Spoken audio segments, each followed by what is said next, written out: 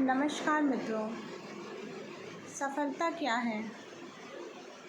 सफलता सभी व्यक्तियों के लिए एक अलग आयाम, एक अलग परिभाषा और एक अलग प्रस्तुति प्रकट करती है, क्योंकि सफलता हर व्यक्ति के लिए अलग अलग होती है।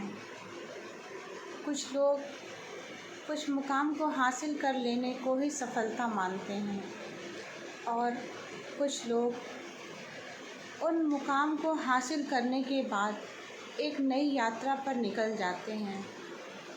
ऐसा इसलिए होता है क्योंकि जब वह उस सर्वोच्च शिखर पर पहुंच जाते हैं तब उनको ऐसा महसूस होता है कि इस सफलता को पा लेने के बाद भी हमें वह सुखद अनुभव नहीं हुआ जैसा कि हमें होना चाहिए था।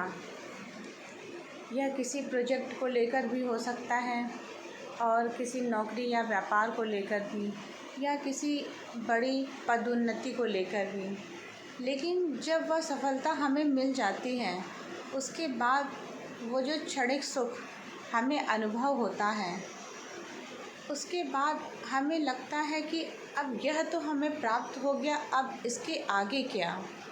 क्या यही सफलता थी जिसके लिए हम पिछले 5 या 10 सालों से भटक रहे थे, उसको पाने के लिए लालायित थे, बहुत ही उत्साहित थे और बहुत ही उत्साह के साथ हम निरंतर उस सफलता के पीछे अनायास ही भागते जा रहे थे। लेकिन जैसे ही वह सफलता हमें मिल जाती है, उसका महत्व हमारे लिए नगण्य हो जाता है और हमें ऐसा लगने लगता है कि यह तो हमें अपने मेहनत के परिणाम स्वरूप ही प्राप्त हो गया है और अब यह तो हमें प्राप्त हो गई, अब इसके आगे क्या करना है यह हमें सोचना है। लेकिन उधर दूसरी तरफ कुछ लोगों के लिए सफलता प्राप्त कर लेने के बाद कुछ ठहराव सा आ जाता है, क्योंकि वह आगे का कुछ सोचते ही नहीं। उन्हें लगता है कि बस हमारी डेस्टिनी इतनी ही थी, हमारा डेस्टिनेशन भी इतना ही था, हमारा गंतव्य स्थान जहाँ तक कि हमें जाना था वह हमें प्राप्त हो गया है, अब इसके आगे कुछ भी नहीं, बस इससे सुखद पल और क्या ही हो सकता है। लेकिन जहाँ पर मनुष्य ने यह मान लिया कि अब इसके आगे कोई यात्रा नहीं है, तो यकीन जानिए उसकी उन्नति वहीं पर रुक जाती है, उसका विकास वहीं पर स्थिर हो जाता है और वह आगे उन्नति नहीं कर पाता। लेकिन जो व्यक्ति उसके बाद भी कुछ पाने को लालायित रहता है और पुनः कुछ उद्देश्यों को अपने लिए स्थापित करता है और उनको अपने विचारों में लाता है कि अब अगला उद्देश्य यह होना चाहिए, यह सफलता या यह उद्देश्य हमारे जीवन में भौतिक संसार का भी हो सकता है और आध्यात्मिक संसार का भी। क्योंकि कुछ पल के लिए मनुष्य जब भौतिक संसार के सुखों को हासिल कर लेता है तो उसके बाद उसका मन इस भौतिक जगत से विरक्त होने लगता है और उस विरक्तता की स्थिति में वह फिर आध्यात्म की तरफ अपने कदम बढ़ाता है और उसको लगता है कि अब इस भौतिक संसार में कुछ नहीं रखा है, अब मुझे अपने आगे की यात्रा प्रारंभ करनी चाहिए जो ईश्वर के खोज से संबंधित होनी चाहिए। ईश्वर क्या है और हमें उसे पाने और उसे जानने का प्रयास करना चाहिए।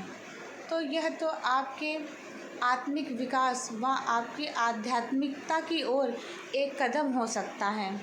लेकिन जब आप भौतिक संसार में जी रहे हैं और अपने नए नए उद्देश्यों को अपने सामने रखते हैं और उस उद्देश्य को स्थापित करते हैं, उसको एक टारगेट की तरह एक उद्देश्य मानकर उसको अपने सामने प्रस्तुत करके उस लक्ष्य पथ पर, उस उद्देश्य पथ पर आप आगे बढ़ते हैं, तो उसे पाने के लिए अथक प्रयास करते हैं, तो यह भी एक सफलता का आयाम आपके लिए हो सकता है। लेकिन आध्यात्मिक जगत में आपको प्रवेश करने के लिए चीज़ों से विरक्त होना पड़ता है। यह विरक्ति का एक भाव देता है और यह विरक्त होने का भाव आपको तभी आएगा जब आप इन सांसारिक सुखों से ऊब चुके होंगे, जब आपको लगेगा कि इस संसार में अब कुछ नहीं रखा है, मुझे जो प्राप्त करना था, जो सांसारिक सुख मुझे भोगना था, वह मैंने प्राप्त कर लिया। अब इन सुखों को प्राप्त करने के बाद मेरा मन इनसे ऊब चुका है। अब परमेश्वर की भक्ति में मैं अपने मन को रमाना चाहता हूँ।